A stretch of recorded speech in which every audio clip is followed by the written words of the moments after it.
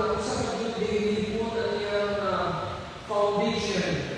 Kung mo kaya sa mga sa usa ka tao, kung si Jesus Christ ako ang iyang foundation sa iyang kabisan. Kung sa mabagyo, mga trials ang iyang ginagawa, bilig siya matulog.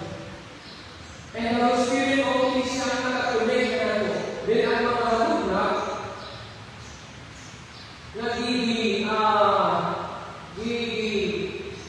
gibutan na sa ipapurma ko siya ng building, nagpipicture ko siya sa imunga sa kuha o sa mga Kristuhan. Na naakit ka sa usang ka building, naakit ka sa usang ka lugar. Every time, naman kita, makita natin kayo na lugar, nag-remind kita natin, nag-iiyak sa Pinoy. God has built this as He has been building us. Amen? Ang Ginoo ay nagtukod ini. Sa usad ang Ginoo ang nagtukod sa katuwang. Ayaw excited ka na maunatin siya o sa kakulwa na kayo mapiparan ng mga kultiko na natunay siling bitanan. So, wala mo ang kita sa exciting sa pinamuli. Maka ikaw as a church, inuod na church, makunting na ang pagtimo kung ang pagtimo sa iyo sa tuwang na hinahuli. Tungkol kayo, nasabi ka na ang Ginoo sila nag-ihog sa tuwang. God is growing the church. God is building the church. God is putting up the living stones. The church is not bricks and steel. The church is not concrete and carpet. The church is people redeemed by Christ, filled with the Spirit, and united for God's glory. Hindi na building is only a picture, a metaphor of what God is really building. Not foundation within our Lord Jesus Christ. The still framework pictures the Holy Spirit strengthening us. The bricks, the hollow blocks represent the living stones. That is God's people. And the greatest miracle. I know sa una, diba? Dito sa San Francisco, kami ang persecution, lumagay si Pastor Vince, mahawa ka dito, i-appear sa umangan, hindi natin makakaya sa ato ang kapasidad. So, naging natin i-prepare ng legalism, and wala ka nag-expect na makabilin sila rin. Pero kung ano sa kailangan ito, the greatest miracle is that God built this building. But the greatest miracle is that God built it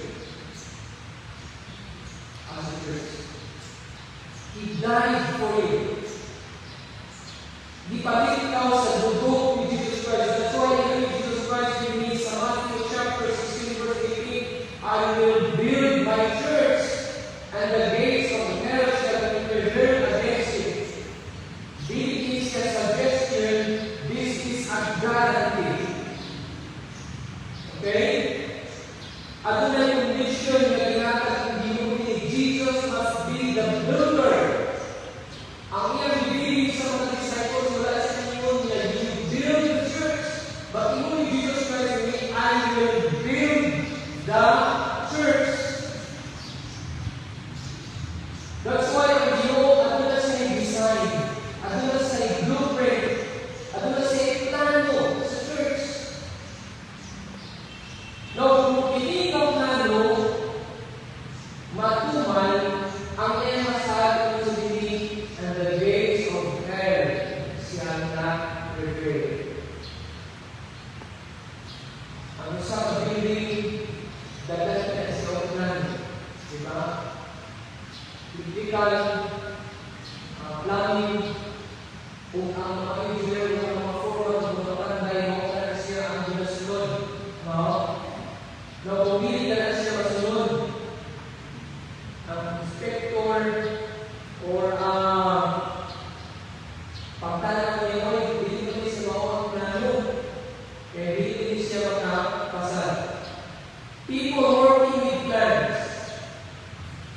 Sa pagsukod sa mga usang gamiton, nakabase na siya sa plano. Umausap na siya sa Dino. And God has laid down a plan for the church. In Jesus Christ, I will build my church according to His plan. Okay? When my church is built this way,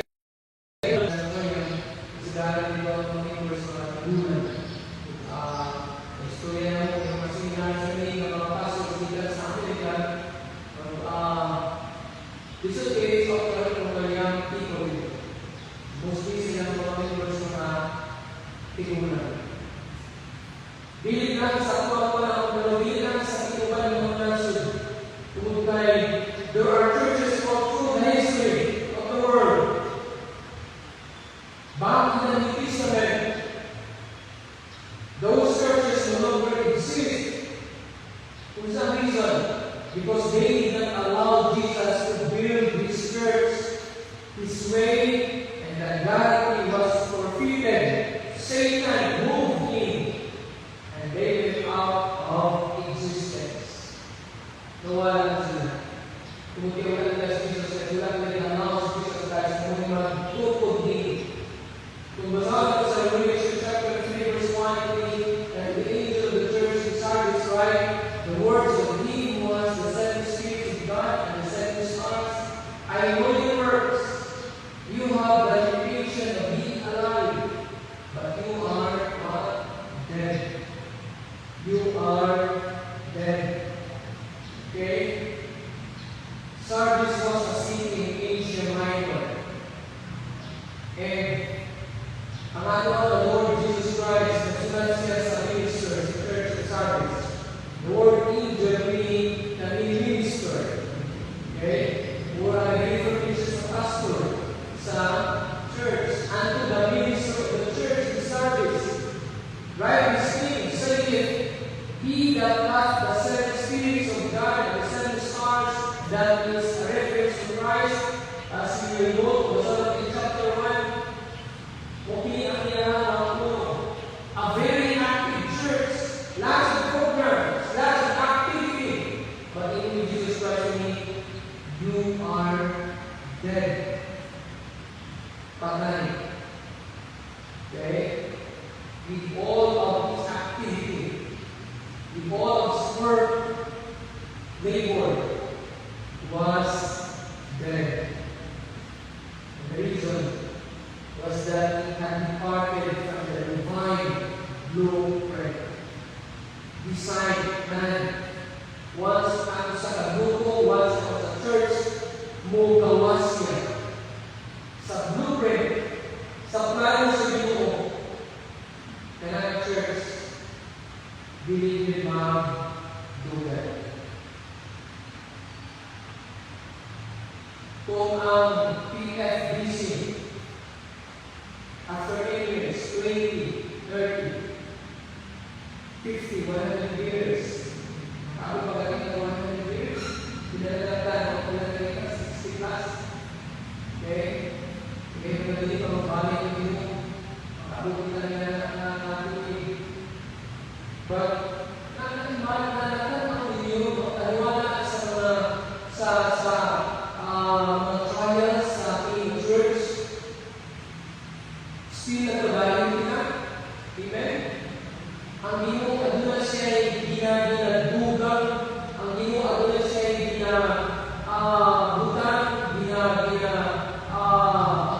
dugang sa church. Kung tutungod ka na siya sa ino, wala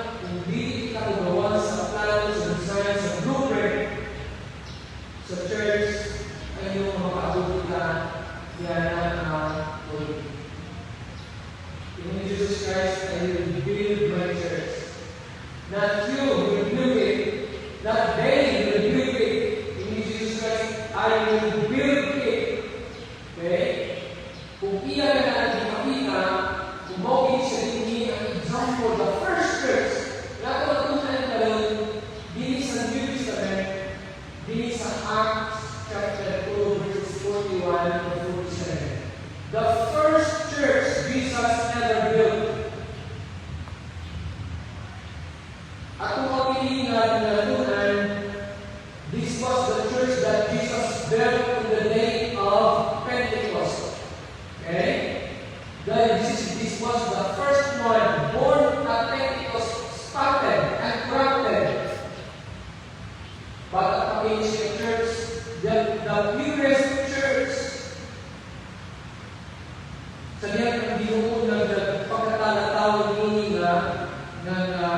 church. Ang ilang kadasig sa pagpangalaga, sa pagwali, sa tulong sa Ginoo. So, ano, being a church, they did not know anything about church. Nothing. There was no example. They did not have a book in the church. They did not have a denomination to go. They did not even have a New Testament. They had nothing. Wala sila yung seminars, conferences, or conventions. There was nothing. Kung sabihin siya kung saan naso na isunod niya ang plano sa church. The blueprint. The question is, what is the blueprint? What is the blueprint we have to follow to Jesus can build His church? Para ang resulta, dili ang inisisitan, dili pagpapakundang ni Bilis Acts chapter 2, verses 41 to 47. In Acts chapter 2, Peter stood up to preach. And as a small 3,000 people believed. In verse 41, they that did receive His word were baptized. The same day were added unto them 3,000 souls. Before the 3,000, Adonai 120 tamang disciples. Okay? It was upper room, pray. Bulan sa Holy Spirit, balang ito sa diyan ang Ginoo at saan sa Holy Spirit ang 120 ka mga disciples ni Jesus Christ nagbulan sila. Dito sa taas, di ba umanan ng speaker. 3,000 kamatang ang nagdawat. Okay? Kung grabe o, kung tatawagin natin na pag-view sa Holy Spirit. Sa ito karon, mostly yung mga kabayan ng pasok na ito, dato yung church. Big church, big responsibility, and big problems. Tama ba? Big church, big responsibilities, and big problems. Pero kapag sila na kaya matulog. Why? Because they followed the blueprint, the design. It was God's church. Jesus built it His way. Kung masagdan lang sa mga isa, sa mga testimony, ang ato ang part, kung saan design sa dito, kung saan design sa dito sa inyong labas. Di sa pagpunsa ka dako, ang church, gamay lang ang problema. Hindi na dito perfect kung kaya hindi ako sinners. Kundi na kaya. And people, this is the blueprint. Kung ako ang pinili na masunod, kung ako ang pinili na mahimo, ang tulong sa inyo na lahat na natin ang nagagapiya natin that 20, 40, 60, or 100 years from now, PFBC can still be here for the glory of God. Number one, dapat makita ni kung saan ang design, kung saan plano, blueprint sa Ginoo sa church. Number one, blueprint begins with what? Right content. Okay, the right content.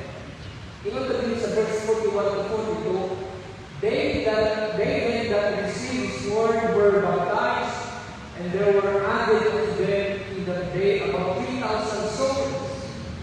And they continued steadfastly in the apostles' teaching and fellowship, in the breaking of bread and the prayers.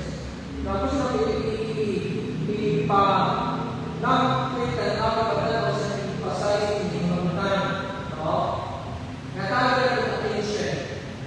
There were several things that make up the life of the church. The actual content, okay? Function. Na makita natin dito sa verses 41 to 42. Una na plano sa Ginoo, the right content sa church. Una is they were a redeemed church. Ito din sa verse 42. And they continued steadfastly. Okay? And they continued steadfastly. Kinsa din siya, naka-word din a day. Nag-refer din siya sa 3,000. Okay? 3,000 plus na pinamay ng 120 na disciples of Jesus Christ who's up to Rome. Wali Peter, ang was kamutis kuman na 3,000. Then, ikot din ang puro sa and they, okay, continued steadfastly. 3,000 people believed, 3,000 people were baptized, 3,000 people continued. Nagpadalain sila. Ito naman ang video yan. At least, bisan 40% sa kanyang 3,000 magpadayan bukid na siya. Pagkain mo po sa before na ato si Pastor Mervyn sa Sharptown ka Sir Fernando. Mag-meet na evangelistic campaign, drugs distribution, pagtulong sa doctrine, sa kaluwasan, at sa kalapusan after sa 7 days, naging sila ang prison. Ipilat ang mga tao ng Kristuhan, ay ipagtanan na po siya. Katulad po po Kristuhan, nagpanalig sila, or nakawala po sila sa Kristo, ay siya wala.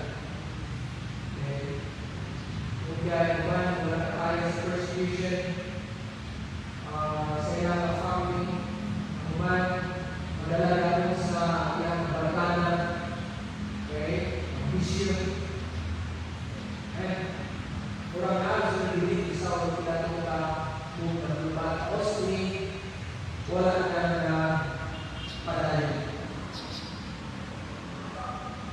And they were a totally redeemed community. Redeemed church. They were the way. Nag-isbutan sa Bible, nag-isbutan ni Jesus Christ, the way and the ears. Okay? When Jesus builds the church, it is built of believing people. Convert. Na nagdawat ka, Jesus Christ. That's why in John chapter 8, verse 13, he said, as he was saying these things, many believed in me. Now, di lang siya pwede na nagturo ikaw, but dapat ang tinuod na convert, ang tinuod na nagturo, mo pala yun. Tingnan na siya ni John sa 1 John 2:19, they went out from us, but they were not of us, for if they had been of us, they would have continued with us. Kinsa siya. Katong mga pili, nadala sa altar calls, music,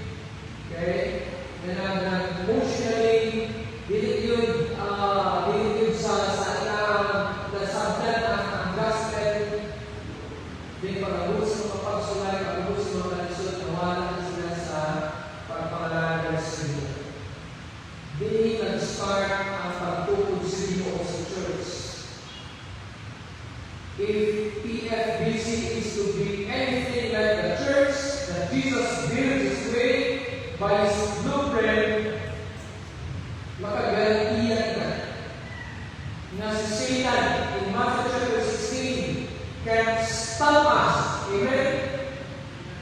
Nagpadanan kita.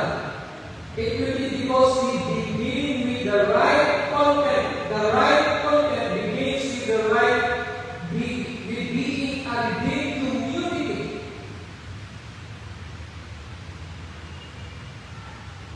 Bukas sa buwan na di na nagawa ito ang mga Kristiyano tungkol kaya ang ating isunan hindi mga living people o mga luwas. Yes, we welcome them. Okay? Pero i-encourage sila. Okay ka na ito ministry sa mga living people. Lalo na ito sila sa church. Ako sila sabihin na malibos ang Jesus Christ. Ako sila i-welcome patungkol sa puno sa Ginoo to learn of Christ. Okay? I-welcome them. Tuluan na ito patungkol sa kalawasan. Pero mo Christian. But as far as the teaching in the church, and the ministry in the church, and the leading in the church, and those that are in responsibility in the church, those who minister in the name of Christ, they are to be believing people. Choir members, Sunday school teachers, ang nag-iibo sa mga ministers must be a Christian. Dili pwede ang believers ng mga ano. That's why kung nag-group ikaw membership, nagdawag ito ng mga members church, ginasala na ito. Ano yung membership class? Okay? Kung gusto na ito mga members church is pure. Inuod ng Kristo naman. Kasi before the baptismal, ito nila baptismal class. Kung daghan ng mga experts, daghan ng mga pagkakauman sa busy na wala natin sila. Kung kaya nila mapapabautismo, hindi sunod-sunod lang sila nakauban ng iyang people. But after that, wala po sila na pagkakailan po sila sa English. Kung kaya mo na ang-design sa Diyos Christians. Okay? That's why, si Apostle Paul, kailangan sa New Testament, i-comment na Apostle Paul ang mga churches, kanina sa Thessalonians. Kasi yung may sa 1 Thessalonians 1:1, Paul sa Panos and Timothy to the church of the Thessalonians in God the Father and the Lord Jesus Christ. Grace to you and peace. In other words, you are truly regenerated church. You are in God and in Christ. Tinuod ka as Ginoo. They believed, they were baptized, and they continued. Asa man tayo sa Ginoo. Okay, bago ka sa mga lugar, or sa mga ang tinuod na Kristohanon, asa lang siya ginagutang sa Ginoo, pagdahil siya, makita din siya ng church, ngayon kapasinunan. Na pareha o doktrina, pareha o teaching, kung asa ka ng member ng church. Wala na namagal kung isang pangalan sa denomination. Ang importante ang deep doctrine, ang teaching, ang pulong sa Ginoo na ginatulog. This was not a social club. This was not a religious organization. This was a community of born-again believers. Jesus does not build this church with unbelief. Okay? Second, na makita natin dito, una is they were redeeming community. Una siya ang right of faith, blueprint, design sa Ginoo.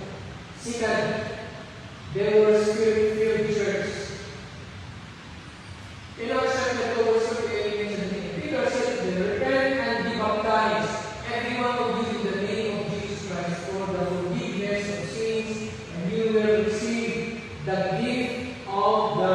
Holy Spirit. Now, kapalugin ka, nasa tayo na hindi kita na Kristo ang Holy Spirit na kuya sa tuwa. Okay? Now, in verse 38, in the English, we shall receive the gift of the Holy Spirit. And kapalugin ka in Acts chapter 1, verse 5, Jesus promised that the Spirit was going to come.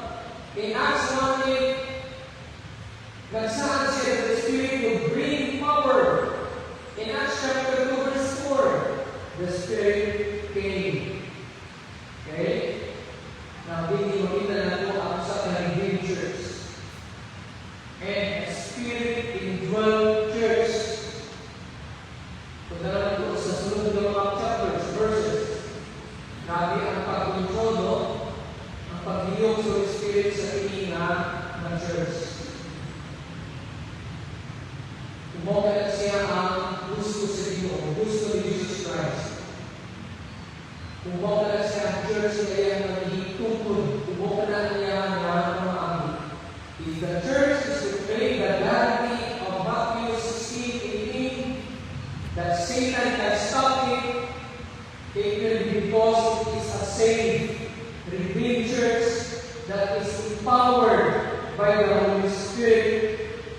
Once galing ang church ang usap at Kristohanon na control siya sa Holy Spirit, ang iyang personal motivation, salat, and so forth is set aside in order that the Spirit of God may rule and reign and dominate sa iyang kinabuhi. The church is not driven by human energy. It is driven by divine power. Without the Spirit, we become a corporation. We become a performance. We become a program. But with the Spirit, we become alive. Amen? Mukha na siya nag-control sa tuwa. Number 3. They were a teaching church. Hindi na a redeemed church, a Spirit-filled church, and number 3, they were a teaching church. In verse 42, they continued steadfastly in the apostles' teaching. Okay? And fellowship. Ikatlo, makita natin the proper content of the church. It was a teaching church. Okay? Kali doon nagwapo sa usang church na natutod during sa Pentecost. It says, they continued steadfastly in the apostles' teaching. The apostles' doctrine. Okay? Teaching. Kini ng church, ginudukan sa tulong sa Ginoo. Kini na tayo, wala pa masulat ang New Testament. Wala sa Bible. Okay?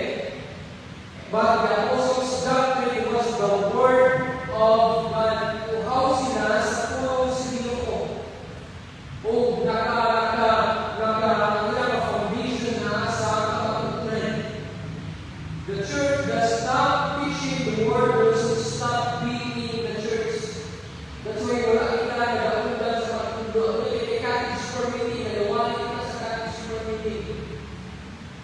Every birthday, ano na yung dedication, ano yung pagwali sa tulong sa door meeting, ano yung wali, ano yung Sunday school, nagatuon kita. Ano na yung wali sa tulong sa Ginoo.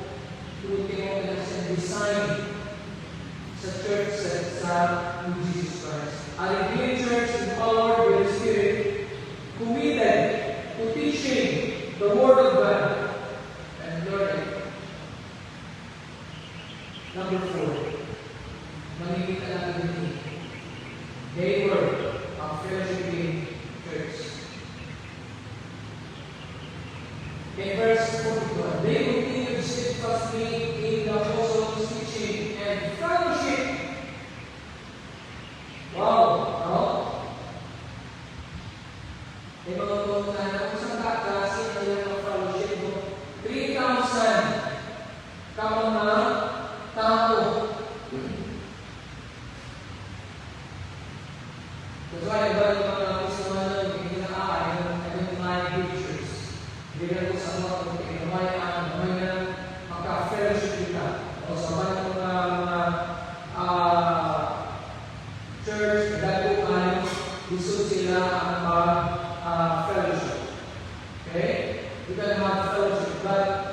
Tigala, maybe that time, there were 3,120 people in the first church, in the first day.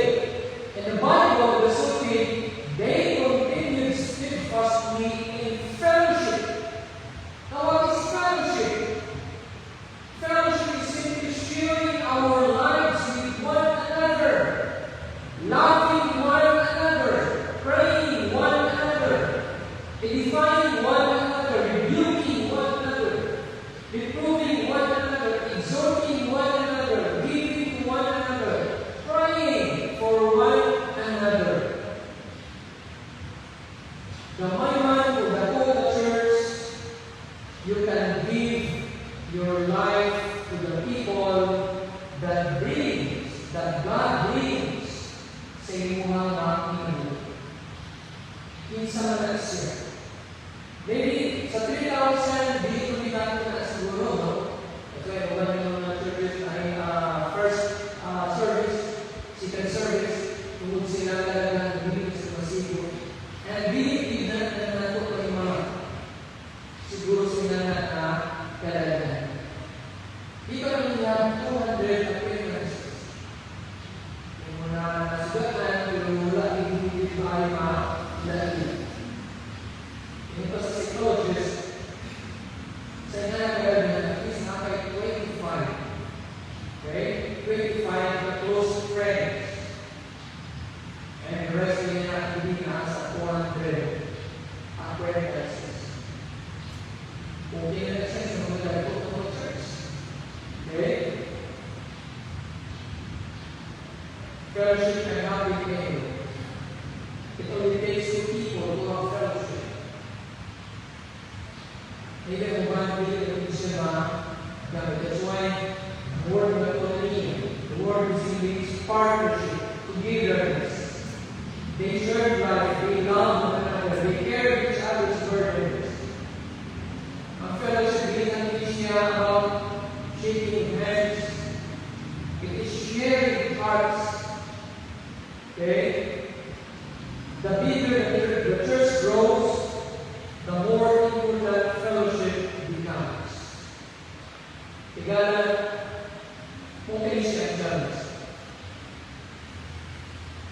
Ano di tayo, tagsagas sa tuwa, we have a common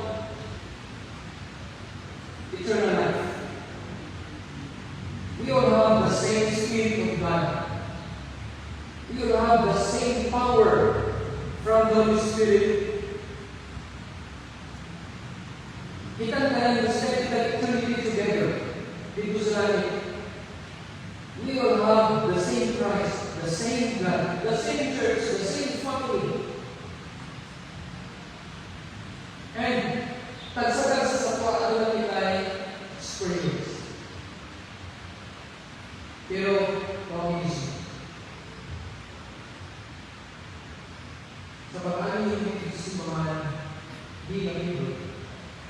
Kailangan ng tuwig, hindi ko rin na church sa Baptist di ang Manical Baptist. Still, naaalala niya sa piling, wala talaga attend o fellowship. Okay? Gina-isolate mo ang iyong mga kawalingon para sa magiging importante ang fellowship gikan sa lugar ng fellowship. Bakit ay fellowship sa church? Bakit ay fellowship sa secondary? Bakit ay fellowship sa regional? Bakit ay fellowship sa national? And praise God sa mga Kristo ano ang natin kadasin. Ano na yung interesado na mag-attend sa kini ng klase ng fellowship. Para ba sa hindi importante ang fellowship sa uman ng mga Kristo natin?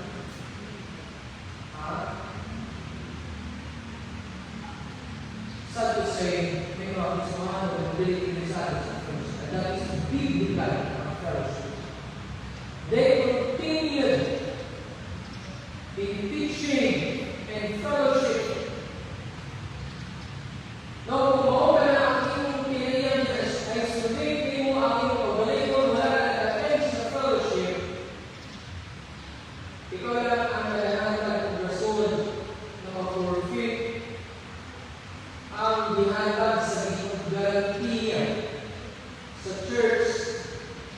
sa matag-usa. And then the church will not be being built Jesus' way. Hindi ka na siya ang design sa inyong life. After tayo nagdawa kang Jesus Christ, ay mga personal na naluhan, dili design sa Ginoo, dili blueprint, dili plano sa Ginoo, musiparate ka sa fellowship, dili ka ma-attend sa fellowship. Ang design sa Ginoo, ang kaulog sa Ginoo, yan ka sa fellowship, sa mga Kristuhan na mag-alay. This must be a fellowship church. Okay? Umokit siya na makita natin na ang ginimod mo siya na magkira. As well as a teaching church, a spirit-powered church, as a living church, then the blueprint is right. When the blueprint is right, the guarantee is valid. Satan will never stop. Number 5, ang makita natin is they were a praying church. In verse 42, and they continued steadfastly in the apostles' teaching and fellowship in the breaking of bread and the prayers. Okay? They continued steadfastly in prayers. And you know, ano siya promise, kung Jesus Christ, ask anything in my name, and I will give it, that the Father may be glorified. And the only prayer today is not individual prayer, it is corporate. He is talking about the prayer of the family. That's why I'm looking at prayer fellowship on Wednesday. That is the one of the corporate worship. Ang ating devotion sa ating family, and that is the one of the family devotion. At dahil kung pakitaan sa family devotion, Bible reading at Bible anchor, wala pa ka dati, yung corporate worship na, wala ka ikaw na wala ka nag-iimo, wala ka kita nag-iimo sa ating mga family devotion, plus wala ka kita individual, wala ka kita nag-iimo sa ating mga devotion. Paano ka kita makakalain, paano ka kita survive sa Christian. And they will continue. Okay, in the church, nagpapagayon sila. And I hope that we are to be committed to corporate prayer. Nagatuwa ako sa prayer. Nakita nato ang kaayos, nakita nato ang tubag sa Ginoo. Nagatuwa kita. Na siya magtubag sa ato ang mga pagkanta. We have seen God answer prayer so many times. We ought to commit ourselves right here to prayer, because prayer is the recognition of a total dependence upon God. The church was a praying church. And we need to affirm the need for prayer. Kaya ito natin ito mga galing ay concert, basketball, kahit tayo ang mga tao. Hindi, nakakatabi na ang natin super meeting sa mga churches kung sa ka-powerful ang church. Iba na nato, ang prayerless church is a powerless church. That is the proper, right content. A living church, a spirit-filled church, a teaching church, a fellowshiping church, a praying church. And that is the blueprint, that is the plan, the design sa Ginoo sa tuwa. Second, the right character. Okay? The right character. In sa verse 43 to 44, and all came upon every soul, and they wondrous, and being done through the apostles. And all believe were together and all things in common. When the content is right, the character is right. Okay? When the church is built God's way, it begins to look a certain way. And ang pagkakala, what was the character of this church na makita natin din. Tungkol kaya sunod nila ang blueprint, tungkol kaya design na sunod nila ang design sa iyo sa church, makita natin din ang tamang character. Una, an awesome church. In verse 43, and all came upon every soul. Okay? Something supernatural is happening here. Sa kiling na church. Hindi siya murong nado sila bago sa kiling pag-respeto. Dinantin na term dili sa New Testament. It is reserved for times when people's mind are struck with an awe. Marami makilang kang nakita something like a movement, amazing. Hindi nila explain. It is used in Luke chapter 7 verse 8. Sa diyan, ang abulay na banaw na tao gikan sa minay. And it says they were filled with awe. They had no explanation.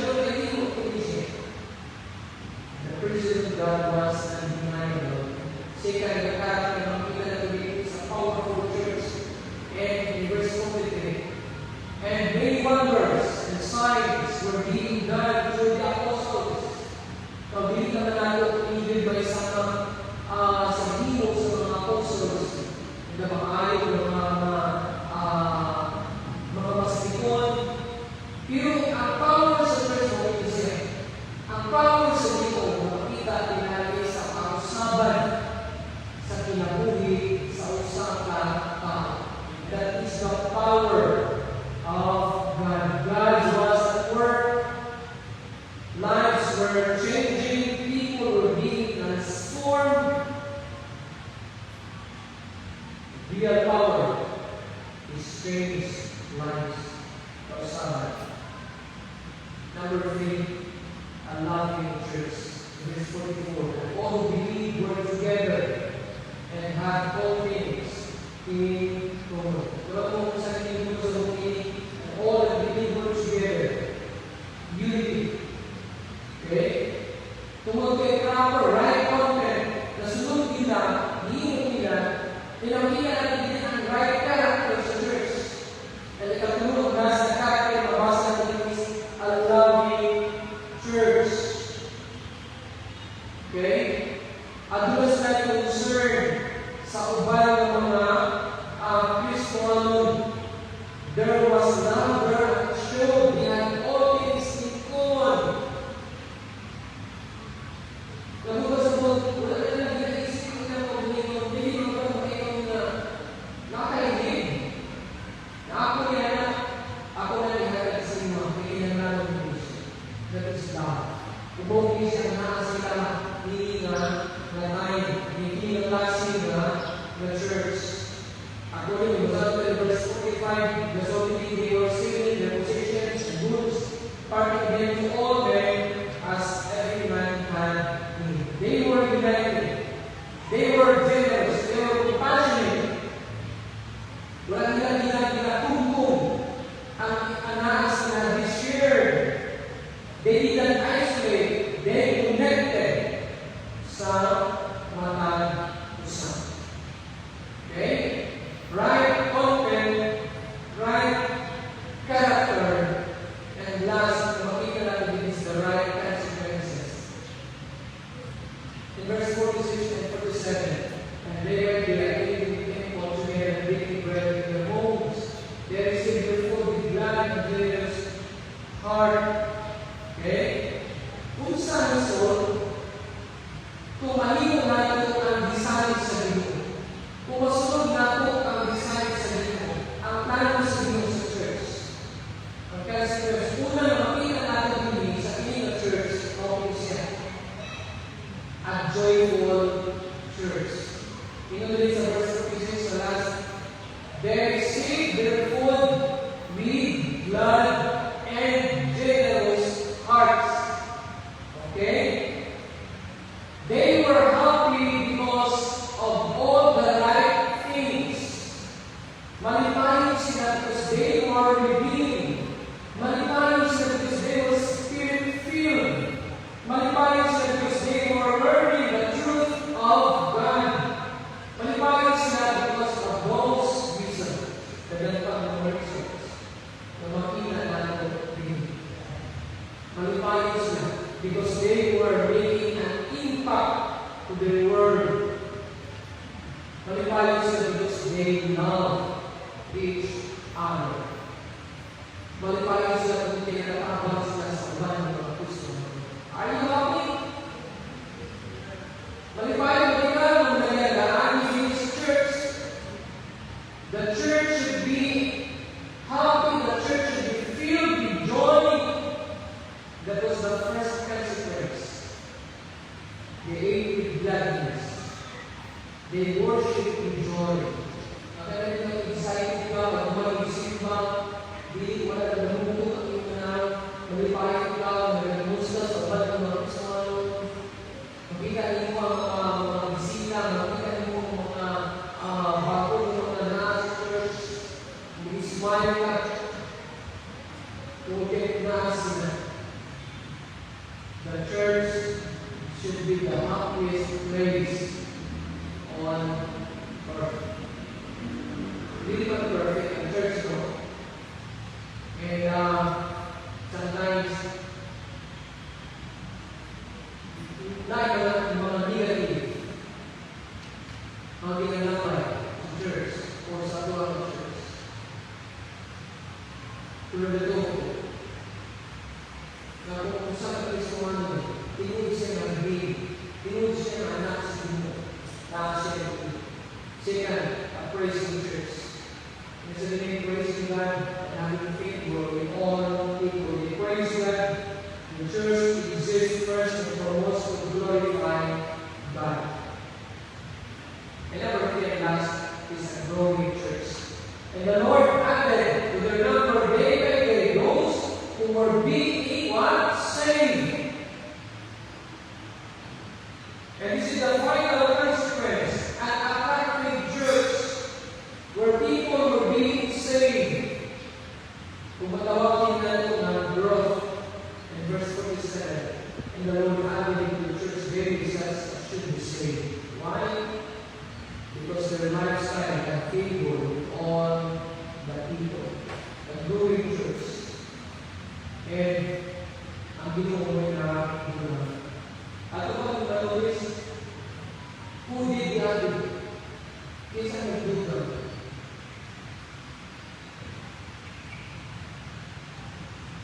Dili ikaw, dili ako, ang duga. And the Lord added to their number day by day. Ang katuwala mo ang pagkuman sa benefit.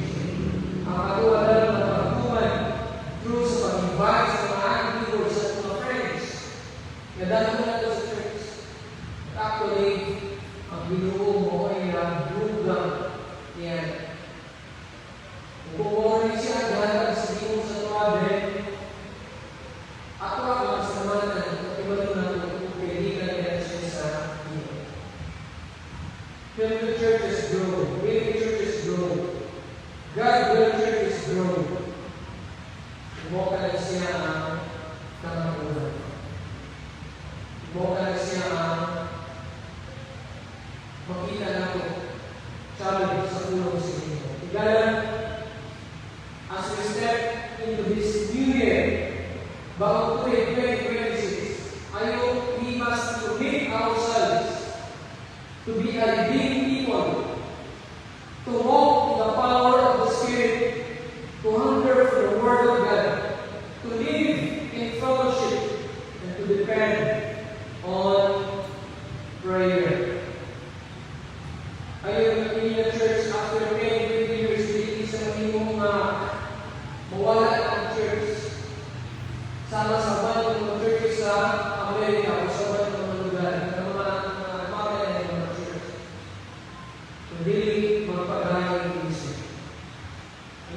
Christ would build, wala sa Lord, He would build my church. Patingon siya, I will build my church. Kung nasunod na ito ang plano of design, Satan cannot destroy it. Hell cannot stop it. The world cannot ignore it.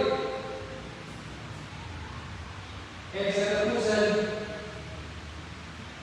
this building is a testimony of God's faithfulness. This building is a testimony of God's faithfulness. But the real testimony is sitting in this city. You, kita, ini building is nothing. Kung wala ka, kung hindi ito function as a church. Wala ka gawag sa inyo, wala ka gawag sa inyo ulit ko na din every Sunday. Kung daily at lumang tayo trabaho, magpapakain mo ang Ginoo. Ayaw na ako iwalala ng kawain mo yan. Christians. Sa kalong tuloy. Sa inyong privilege. Ganito. Bilang church, may mga ito una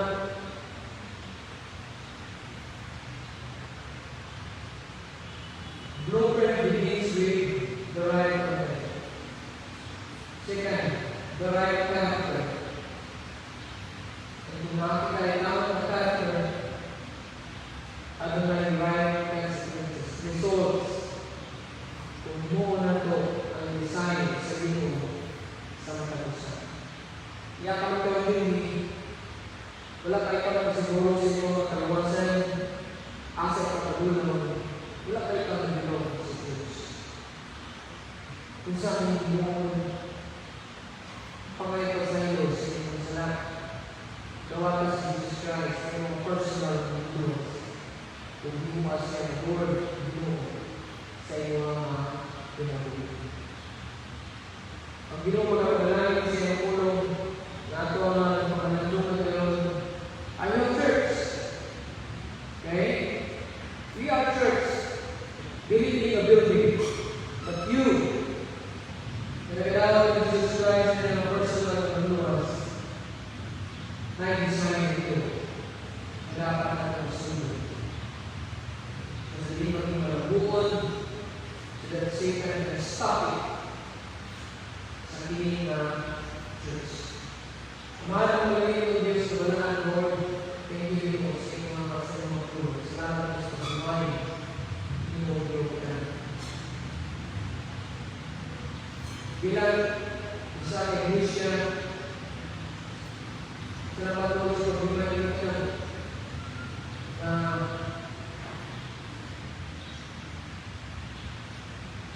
hindi mo kami nagiging di amat ka. Sinabi ng Jesus Christ. Jesus Christ.